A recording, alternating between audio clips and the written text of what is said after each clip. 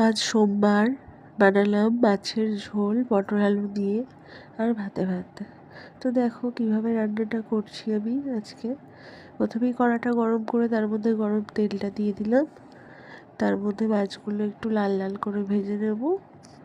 চলো মাছগুলো কাঁচা অবস্থায় ভালো করে ছেড়ে দিই কড়ার মধ্যে। বেশি কথা বলতে গেলে হাতে খাবো ছ্যাঁকা। যাই হোক, মাছগুলো প্রত্যেকটা ছাড়া হয়ে গেছে, ছেড়ে নাড়াচাড়া করে ভাজা করে নিলাম।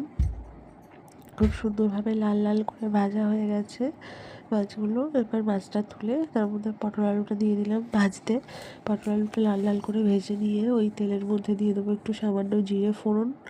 তো ফোড়নে জিরেটা দিয়ে একটু ভাজা ভাজা হয়ে গেলে তার মধ্যে দিয়ে দিচ্ছি মশলাগুলো। মশলা হিসেবে নিয়েছিলাম কাঁচা লঙ্কা, টমেটো একটু পেস্ট করে নিয়েছিলাম, আর আদা রসুন বাটা আর জিরে গোলমরিচ গুঁড়ো।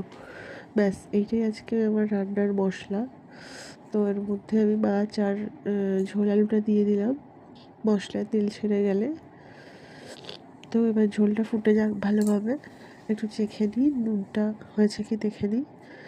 হ্যাঁ, নুনটা একদম ঠিক আছে। সামান্য গরম মশলা দিয়ে ঝোলটা নামিয়ে নেবো। এবার কেমন হয়েছে রান্নাটা জানাবেন। Thank you for watching the video.